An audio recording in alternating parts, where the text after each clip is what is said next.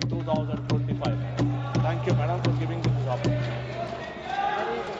माननीय सदस्य श्री राजीव रंजन जी।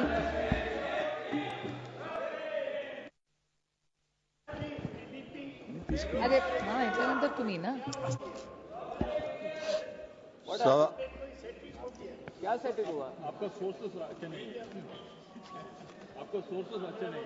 सभापति महोदय, वक्फ संशोधन विधेयक 2025 पर चर्चा हो रही है और चर्चा के प्रारंभ से ही ऐसा माहौल बनाने का प्रयास किया जा रहा है कि जैसे यह कोई वक्फ संशोधन विधेयक जो है ये मुस्लिम विरोधी है। और यह आज से नहीं है। जब ये वक्फ संशोधन विधेयक इस सदन में पेश हुआ था जेपीसी में जाने के पहले, तब से ये नैरेटिव बनाने का प्रयास किया जा रहा है पूरे देश में और पूरे देश का माहौल खराब किया जा रहा है यह बता के कि यह मुसलमान विरोधी है। कहीं से ये मुसलमान विरोधी नहीं है, कहीं से मुसलमान विरोधी नहीं है। क्या है वक्फ? वक्फ कोई मुस्लिम संस्था है क्या? वक्फ एक तरह का ट्रस्ट है, जो ट्रस्ट मुसलमानों के हक में काम करने के लिए बनाया जाता है। मुस्लिम कोई धार्मिक संस्था नहीं है वक्फ। ऐसा नैरेटिव बनाया जा रहा है जैसे यह कोई मुसलमान, हाँ उस ट्रस्ट को यह हक है, उस ट्रस्ट को यह अधिकार होना चाहिए कि वो मुसलमान समुदाय के हर वर्ग के साथ, चाहे वो महिला हो, पुरुष हो, गरीब हो, अमीर हो, पिछड़े हो, अति पिछड़े हो, सभी वर्ग के लोगों के साथ न्याय करे, जो नहीं हो रहा है। क्या है वक्फ?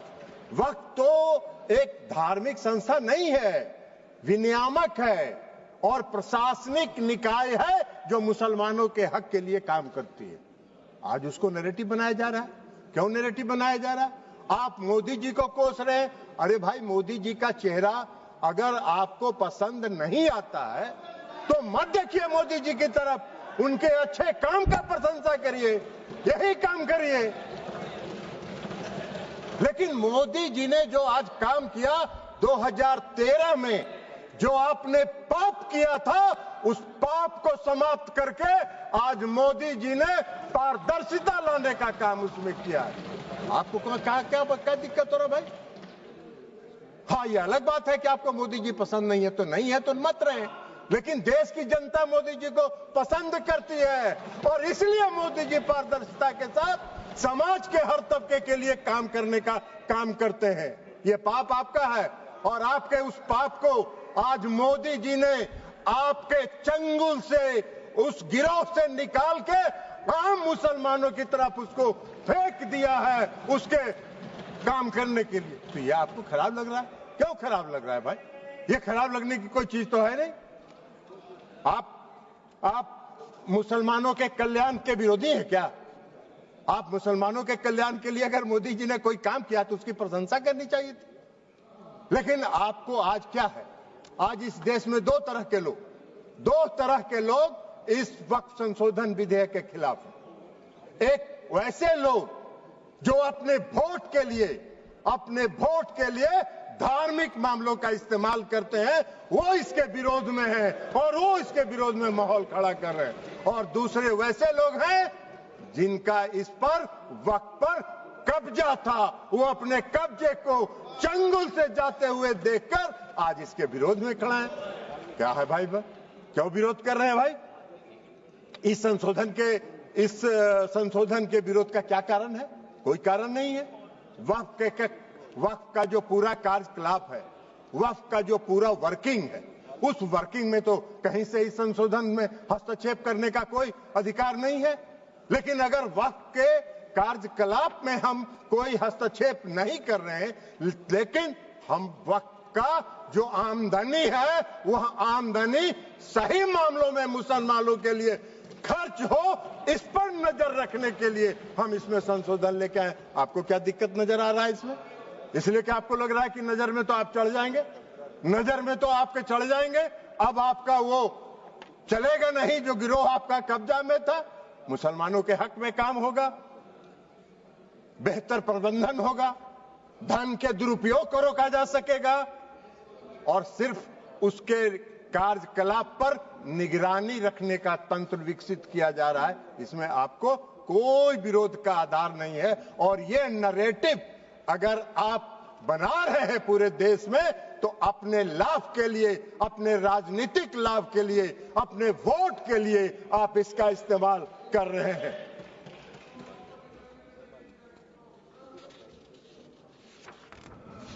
सभापति महोदया, इस संशोधन से क्या होगा?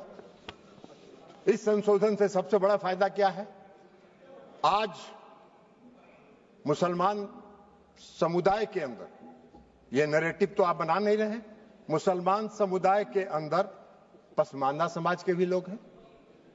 आप जरा बताइए हमको, पूरे देश भर का उदाहरण देके बताइए कि पसमानदा समाज का वक्त पर कोई है, वक्त में उसका बेचारे का कोई से है?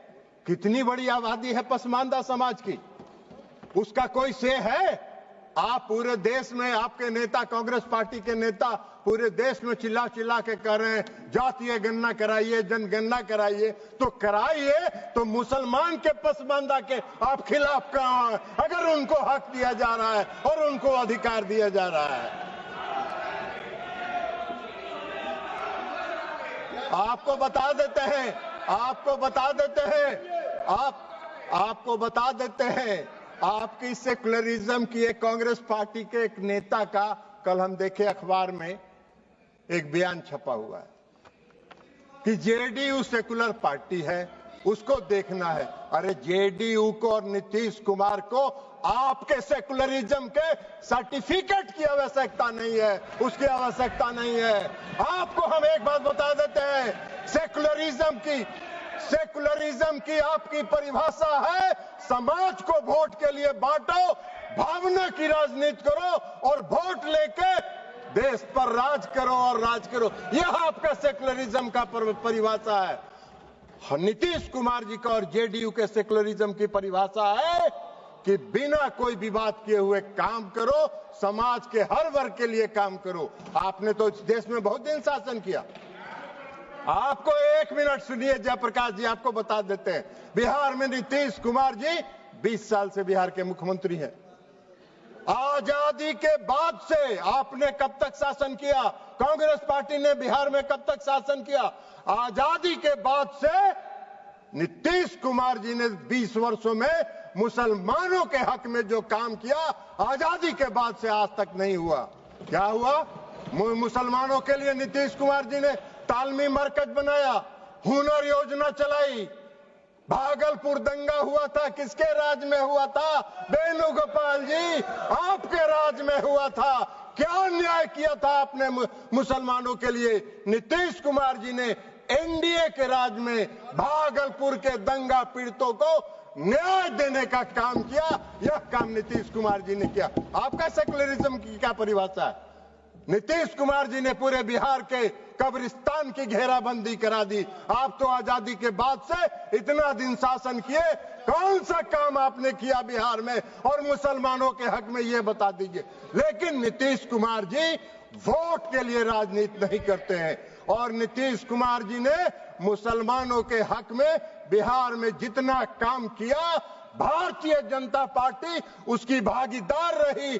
भारतीय जनता पार्टी के समर्थन से ये काम हुआ। आप कहां खड़े हैं जयप्रकाश जी? ऐसे ही चिल्पो करते रहिए, कुछ होना जानी नहीं है।